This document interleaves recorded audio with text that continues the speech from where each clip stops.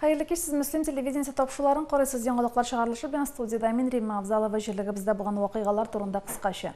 Коронавирусқа бәйлі вәзғият турында Müslüm районында хәл тутырықлы. Коронавирус белән ширлеушілер ошықланмаған. Районның баш табибы Рамил Мырзаханов сүзләренә қарағанда, кескен респиратор ауырулар шул исәптән грипп, пневмония белән ширлеушілерді узган елның шушы чоры белән чагыштырганда күпкә аз. Бүгенге көндә районда чит илдән кайткан 7 кеше изоляциядә яши. Изоляция режимының үтәлешен Ичке эшләр бүлеге хезмәткәрләре контрольдә тота.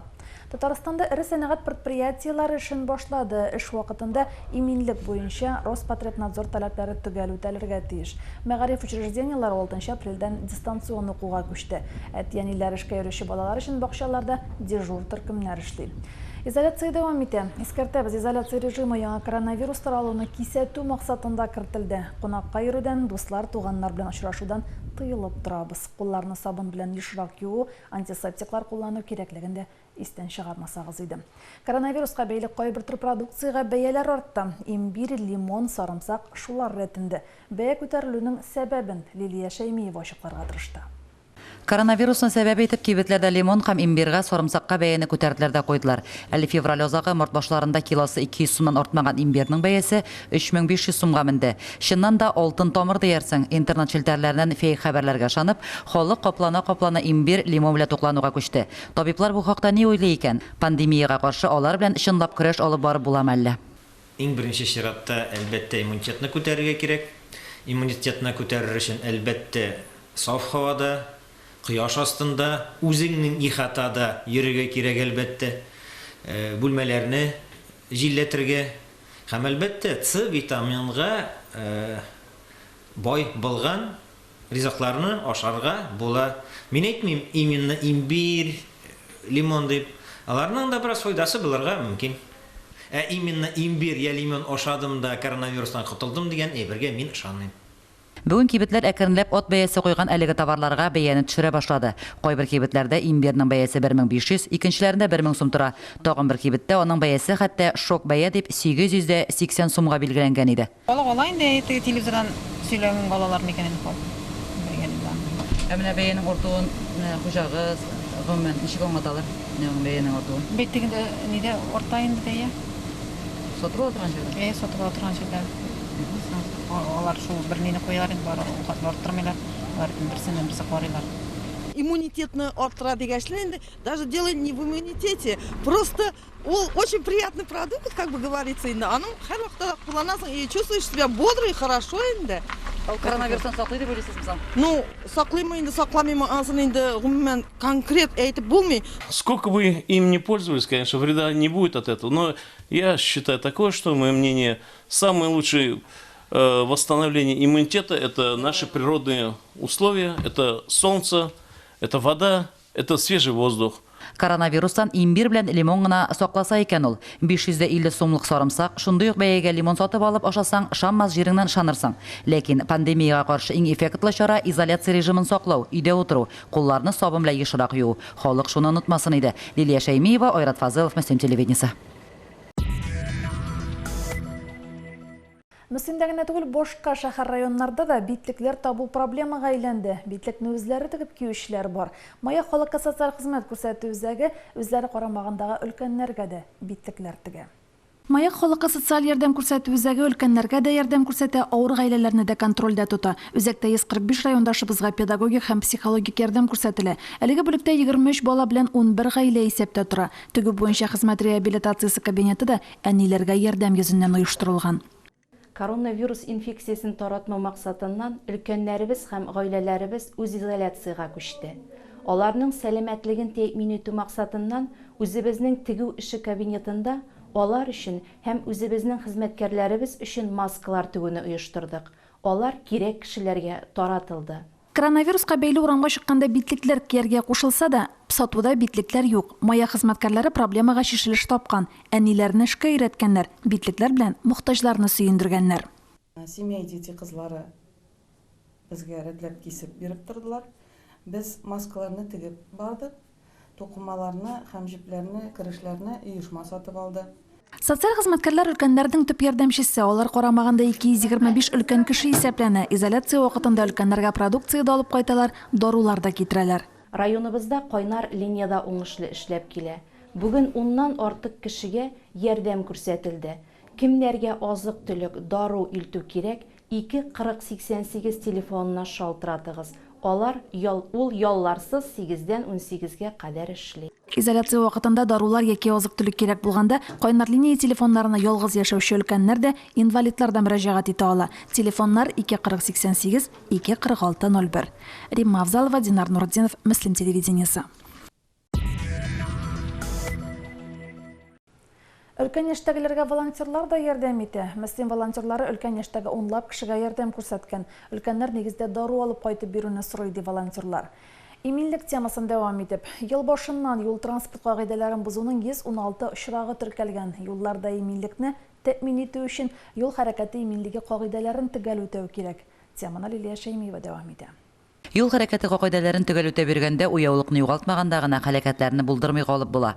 Ел башыннан безнең җирлектә механик характердагы 80 юл транспорт хәрәкәте булган.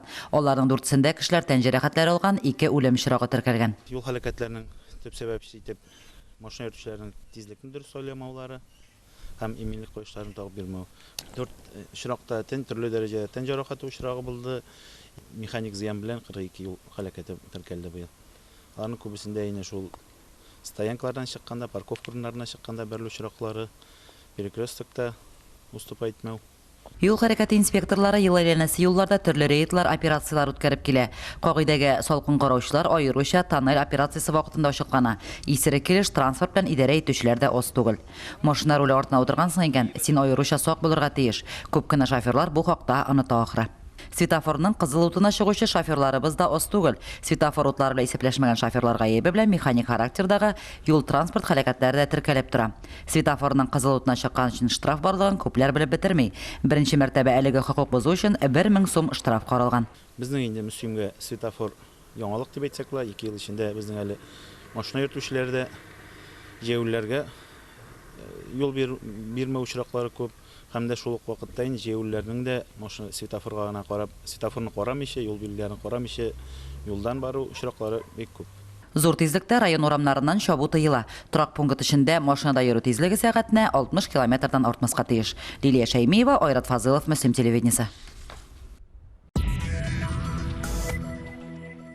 Районда язгы кыр эшләренә старт бирелде. Бүген агрегатлар көздән эшкәртелгән җирләрдә һәм күп еллык үлән басуларында дым каплауда эшли. Чәчкечләр ярдәмендә ашлама кертүче хуҗалыклар да бар. Әлфинур Науманова Исламов крестьян фермер хуҗалыгында язгы кыр эшләренең барышы белән танышып кайтты.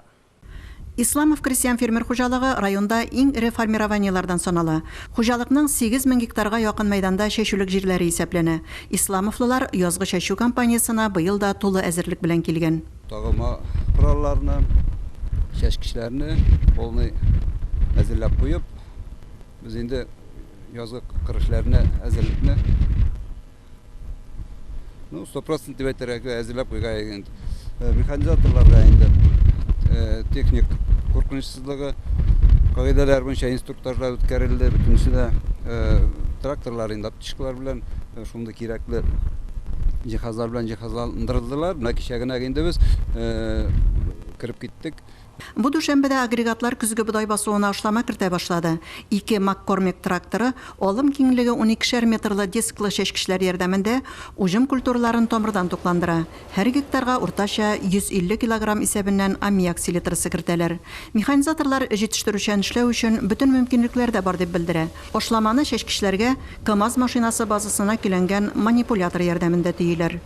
Шу подкорпка кирип киттек. Кичәдән башлап киткән күн булайны хәзер. Техникларны орап, әйбәтләп эшләп киттек инде быел. Коронавирус буенча без авыл хуҗалыгын алай. Атышы инде авыл хуҗалыгы туктап тора алмый. Шу буенча ипиләрне үстерергә кирәк. Барыбер Агромастер компаниясында җитештерелгән энергоресурс саклау технологиясына корылган агрегатлар кулланып, ашлыкның үз кыйммәтен киметүне максат итеп эшли исламовлылар.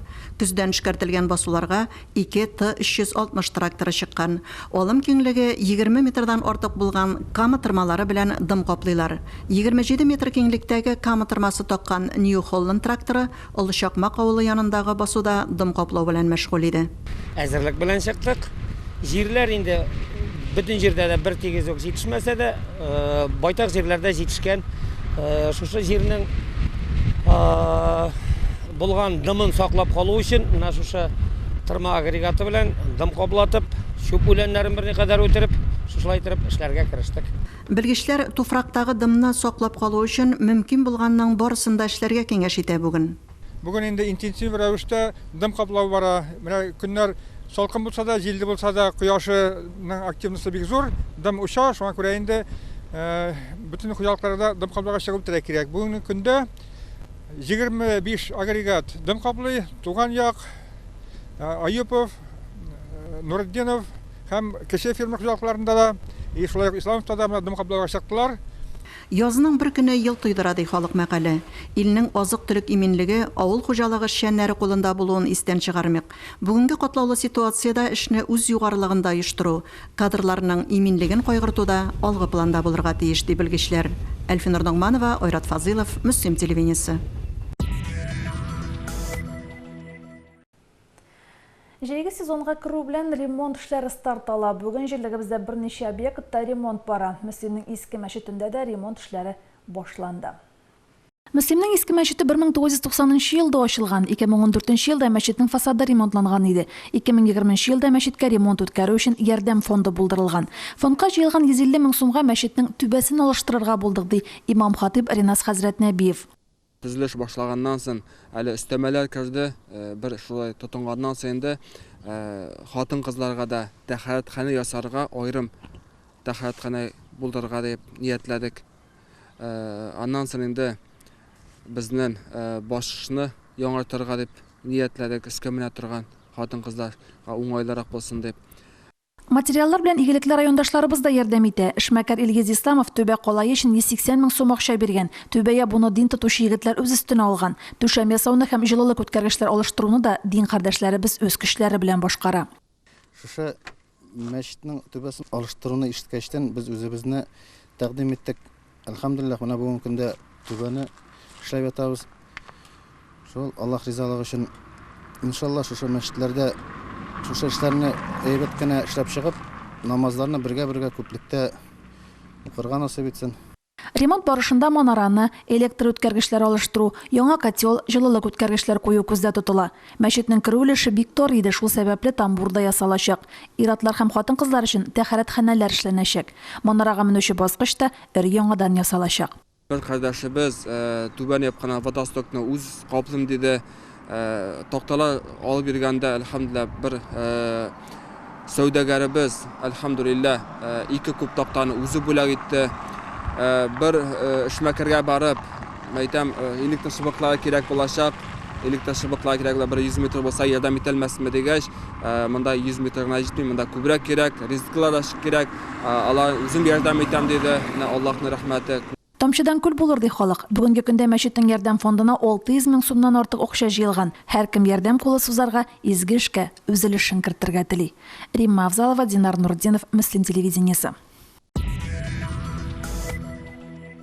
Мөслимдә урамнарга реконструкция үткәрү гадәти күренешкә әйләнде. Узган ел район үзәгендәге берничә урамда төзекләндерү башкарылды. Урамнарда юлларга яңадан асфальт җәелде, яшел зона ясалды, яктырткычлар куелды. Быел Мөслимнең Октябрь урамында ремонт бара.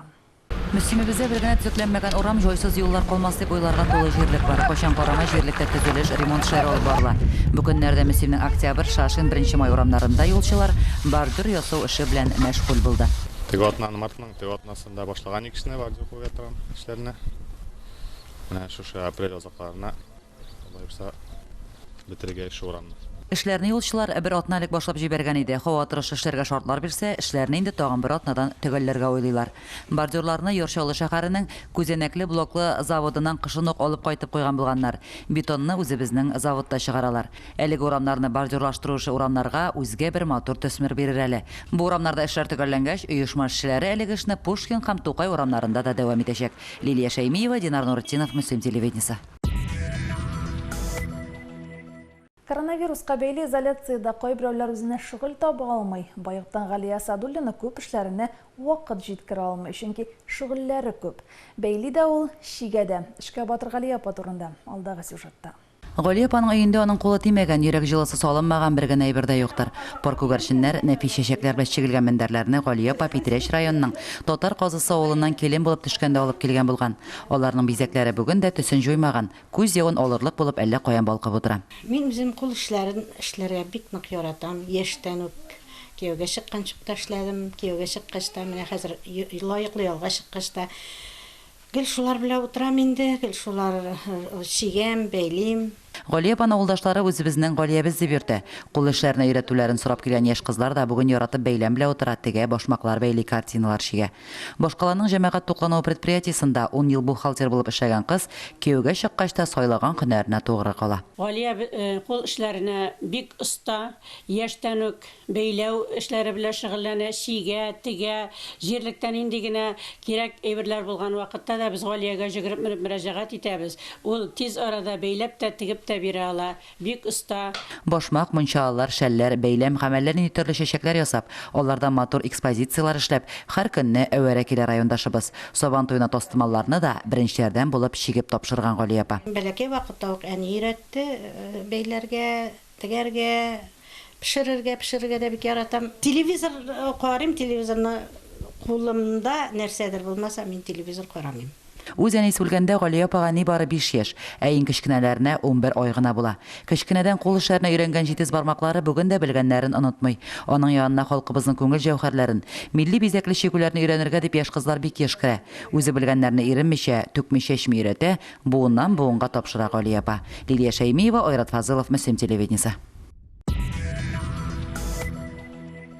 Иске Карамалыда яшәүче Рузинә һәм Рафис Якуповлар гаиләсе турында да авылдашларыннан мактау сүзләре генә ишетелә. Язмыш шактый сынаса да авырлыкларга бирешмәгән алар. Алай гына да түгел, үзләрендә авырлыкларны җиңәрлек мөмкинлекләр табып, матурлык тудырып яши беләләр.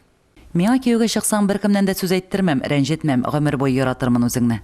Тормыш иптәше Рафис яшьлектә кәләшенә биргән вәгъдәсен онытмый. 33 ел пар канатларда гомер кичергән Рузинә һәм Рафис Якуповлар Яңа Карамалы авылының иң тату гаиләләренең берседер мөгаен. Баштарак инде лента белән картинкалар чиктек. Аккышлар ясадым, тәвә кышлар ясадым. Аннан соң инде менә хәзер глиттерный фоамиранглар ялтыравыклы, шулардан чәчәкләр ясайбыз.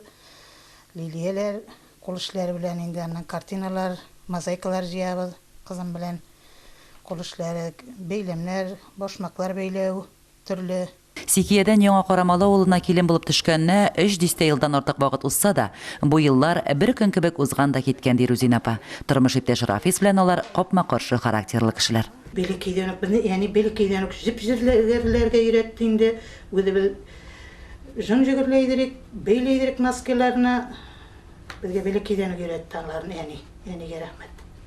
Ходай сынауларны яраткан бәндәмә өйеп бирермен дигән бит. Бу сүзләрнең хаклыгына мин яши ныграк төшендем ди райондашыбыз.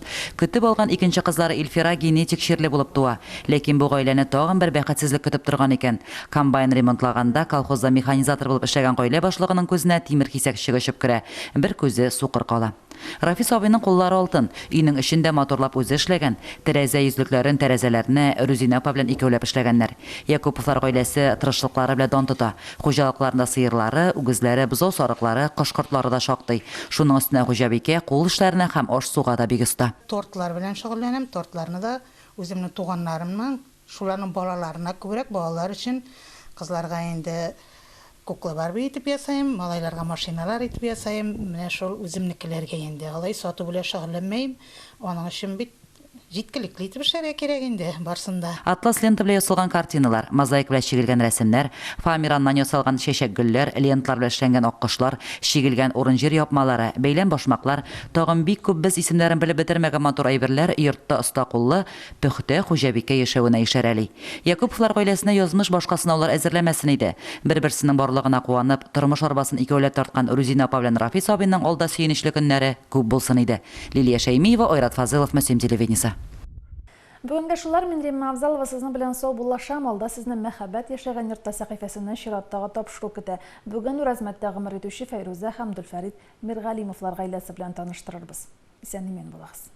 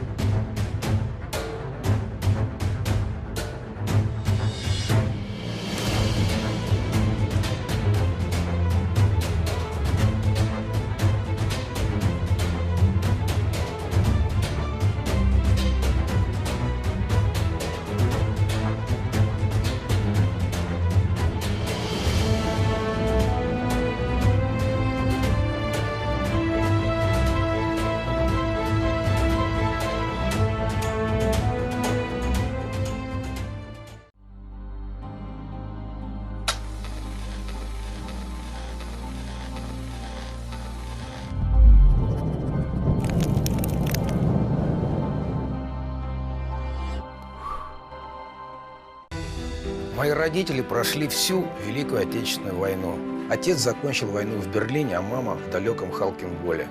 И я буду голосовать за те поправки Конституции, которые не дадут и шанса исказить нашу историю, попрать память о наших героях, глумиться над могилами моих предков.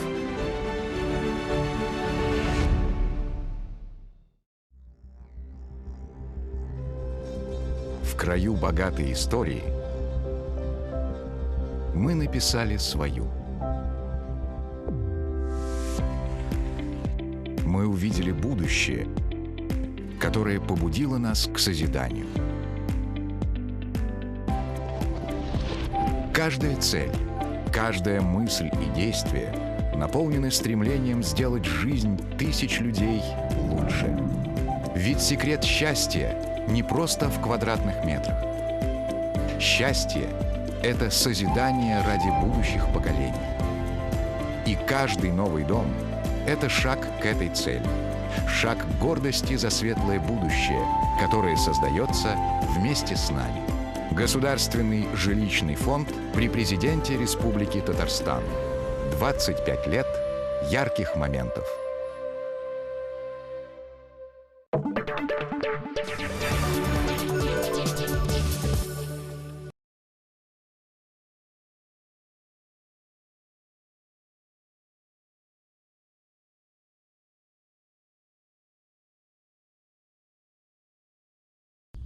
Дөлфәри табый озак еллар колхозда шофер-инженер булган.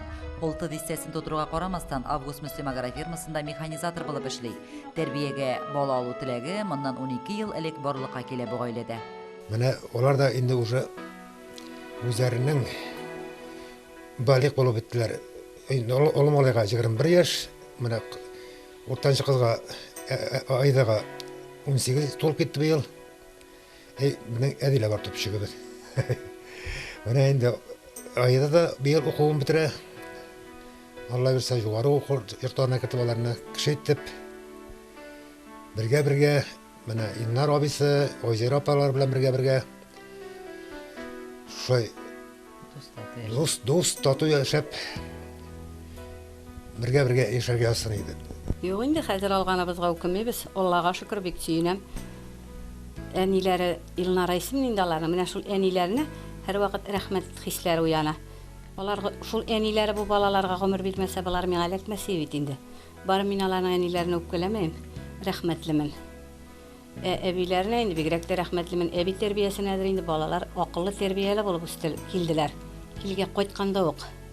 Әдрәк булды инде аның бит баланың шага дигән сүзе дә бар.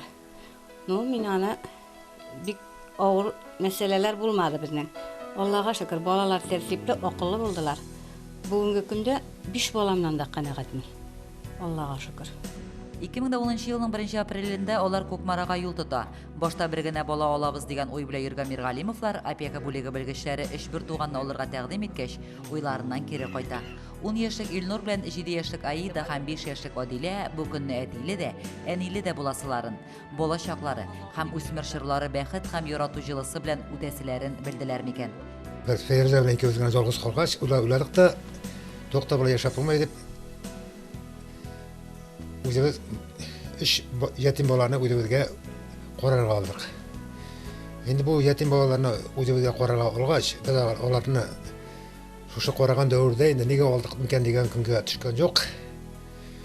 Оларны біз өзіміздің балалары сыман нықлап, яратып, қадір етіп. Анан тұрмыш иптәшім Дүлфәритім дә минем бик ақыллы, бик тәүфиқлы булды. Біз аның белән хәзер 38 ел яшибез. Ачуланышканыбыз юк. Әзрәк сүзләргә киләбез, ләкин ул һәр вакыт йомшак. Мин тиз кызып китүчән. Ул һәр вакыт йомшак, әкрен генә җайга салып җибәрә. Мин аңа бик рәхмәтлемен. Әлі жаңа ғана сөйләшіп отырдық, Ферузәләнде. Алып қайтқанда енді башта қорықтық. Қорықмай ғана болмай енді. Түрлі ойлар келгендер башта. Тұра-тұра енді бір-бірге ерлесіп, шын-шыннап, олар біздікі болып, олар бізді әти-әни деп, нашылай айтып, как өзіміздің балаларсыма болып өттілер. Тоту ғойленің сірі бик ғади. Боланы үзіңінікіне һәм шетінікіне айырмасқа керек. Боланың тәрбиеге алған сынкен әни болырға. Оның біршуларын оңылы шатлықларын уртақлаша білерге тиешсін. Кішкенәсе Одилә балалар йортында ук әти-әни дип дәшсә, олырақлары бір атнадан соңна әйтә бу сүзләрне. Үз балаларыбыз авызынан ул сүзләрен ничек көтеп алган булсак, эш бер туганнан ишетү дә бик рәхәт булды ди Фәйрүзә апа. Минем монда кайтканыма 11 ел үтте инде. Мин Худайга бик нык рәхмәтлемен миңа шундый гаилә белән иткәнгә. Мин әти-әнием өчен, апаларым, абыйларым өчен үлеп торам. Алар мине бик нык яраталар, мин дә аларны үлеп нык яратам. Без гел бер-беребезгә ярдәм итәргә тырышабыз. Кунакларга барганда да мин гел сагынып кайтам инде әти белән әниемне. Без инде һәммәдә 10 ел яшибез инде. Мин монда килгәндә 1-нче класста идем. Хәзер 11-нче класста укыйм. Көндә инде мәктәптән кайтканда без йөгерә-йөгерә аша кайтабыз өйгә. Чөнки өйдә әниебез көтә, әтиебез көтә. Өстәлебез мул, өстебездә киемнәр әйбәт, яхшы. Өйдә җылы, ямьле инде өйдә булгач инде. Без бик шатбыз. Һәм инде алдагы үскәчтә инде бергә шадрып тагында ныграк яшәргә, дус тату яшәргә ястым инде. Илнур бүген Минзәлә педагогик күллиятен кызыл дипломга тәмамлап, укуын Яршаллы педагогия институтында дәвам итә. Физика һәм математика фәннәрен су кебек эшкән егетнең киләчәктә зур белгеч булачагына шикләнмиләр. Мин аларны менә көтеп алам әле укудан кайтканнарында. Шын жүрәктән. Алар үзелеп тора әти-әни дип, без үзелеп торабыз кызым, улым дип. Сабырлык кирәк, сабырлык кирәк. Балаларны шын күңелдән яратырга кирәк. Баланы ялгыш та үзеңнеке белән шит итеп аермаска кирәк. Үз балаң бар икән өйдә, аермаска кирәк. Алар шак кына аеруны да сизәләр.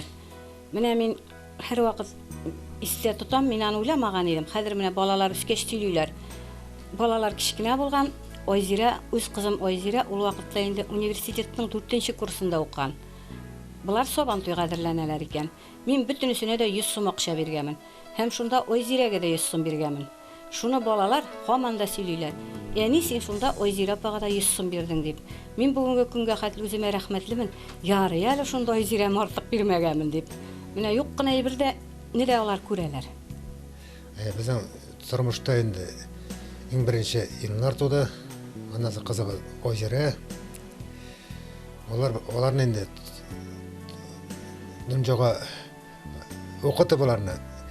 Аларның хәзер үзләренең дөньялары бар. Матур тату гаилә җәмгыятьнең нигезе.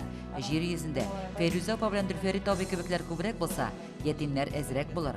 Бар балаларда әти-әни назына күмелеп, гаилә җылысында бәхетле яшәрләр иде. Лилия Шәймиева, Айрат Фазылов, Мөслим телевидениесе.